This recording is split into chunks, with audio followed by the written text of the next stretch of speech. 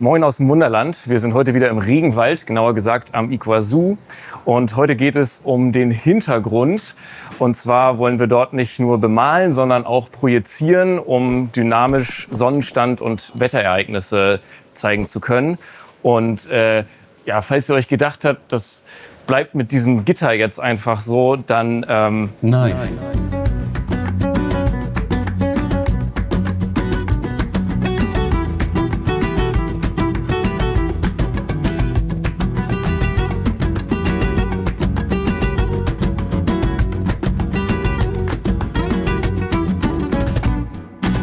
Das Gitter brauchen wir natürlich schon noch.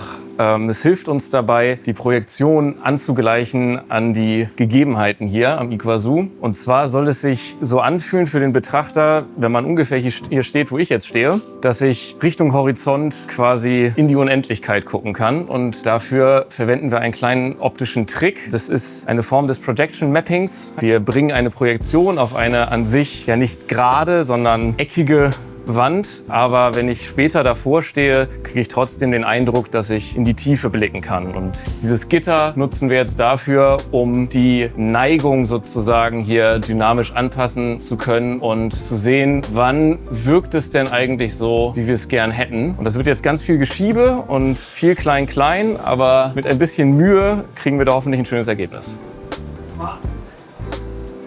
Jawohl. Du bleibst da jetzt einfach so stehen die ganze Zeit, ne? Gut.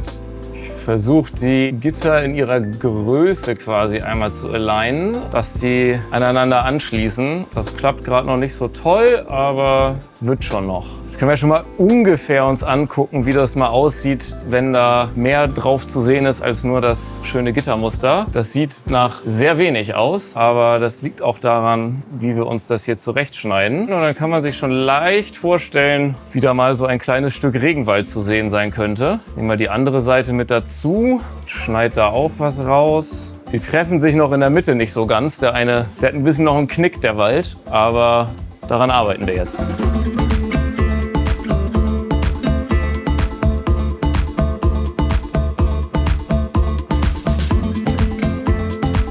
Für einen ersten Test soll uns das jetzt erstmal genügen. Die beiden Projektoren spielen noch nicht ganz perfekt zusammen. Das hängt auch damit zusammen, dass die Positionen noch nicht final sind. Dadurch sind die Helligkeiten ein bisschen unterschiedlich und die Auflösung stimmt noch nicht ganz, aber das kriegen wir auch noch hin. Für die Projektoren am Iguazu, man sieht die beiden hinter mir, haben wir sehr spezielle Modelle gewählt, da die Deckenhöhe sehr flach ist und die Anlage ziemlich hoch. Wir haben also nur einen ganz schmalen Korridor, in dem wir tatsächlich Geräte verbauen können und wollen natürlich nicht, dass die Beamer selbst den Blick verschatten auf den Anlagenhintergrund.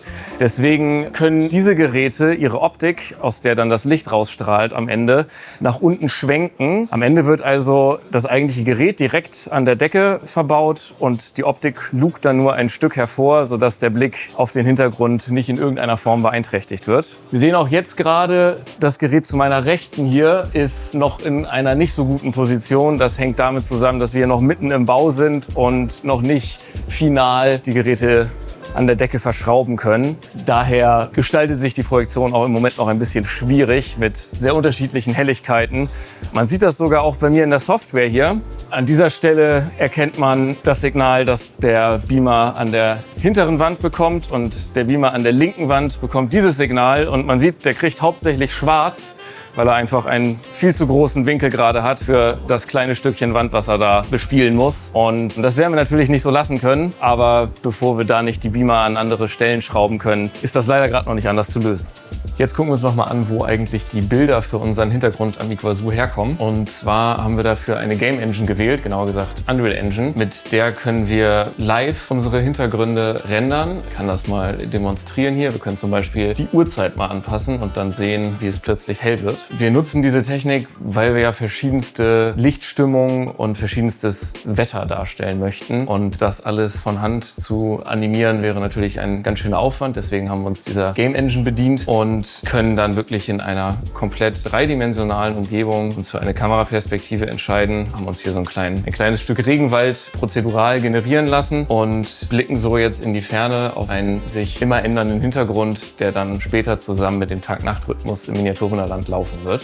Ich kann auch mal das Wetter jetzt hier ändern, dann sehen wir, wie ein paar Wolken aufziehen. Natürlich werden die einzelnen Wetterstimmungen am Ende langsam ineinander übergehen. Also wir gehen dann zum Beispiel von einer nebligen Stimmung in klaren Himmel hin wieder zu ein bisschen Bewölkung, dann kommt vielleicht ein Gewitter und dafür können wir dann den Tagesablauf in einer Sequenz festhalten. Machen wir hier beispielsweise diese Sequenz hier auf und dann gehen wir hier einmal durch und sehen dann, wie zum Beispiel der Übergang von wenigen Wolken am Himmel hin zu, ich spule ein bisschen vor, stärkerer Bewölkung und dann ein kleines Stückchen später weitergeht zu Regen, deutlich mehr Wolken nochmal und ersten Blitzen am Himmel. Später dann in der Nacht, wenn es wieder ein bisschen aufklart, können wir sehen, wie die Wolkendecke dann aufreißt und die Sterne zu sehen sind. Und das Ziel ist es, dass wir diese Sequenz dann an unseren Tag-Nacht-Rhythmus koppeln. Das heißt, wir haben dann 12 Minuten unserer Sequenz am Tag, dann wird es für die 3 Minuten Nacht und während sich das Licht im Wunderland herunterdimmt, sehen wir dann eben auch, wie in der Szene langsam die Sonne untergeht und es dunkel wird. Ob dann in jeder Nacht tatsächlich ein Gewitter zu sehen ist oder ob wir das nur zeitweise machen, das wissen wir gerade noch nicht. Das müssen wir noch ein bisschen abstimmen. Die Anlagenteile sind ja alle miteinander verknüpft, sprich man hört natürlich so ein Gewitter, da es dann auch später Ton dazu geben soll. Auch in Rio de Janeiro nebenan oder noch in Patagonien. Da müssen wir mal gucken, wie die Geräusche auf der Anlage miteinander zusammenpassen. Das ist bisher jetzt so der Stand und dann gucken wir mal, wie wir es später dann auf der Anlage einbauen werden.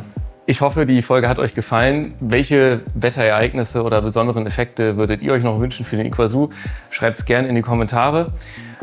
Ansonsten würde ich sagen, wir machen weiter und freuen uns aufs nächste Mal. Bis dahin, tschüss.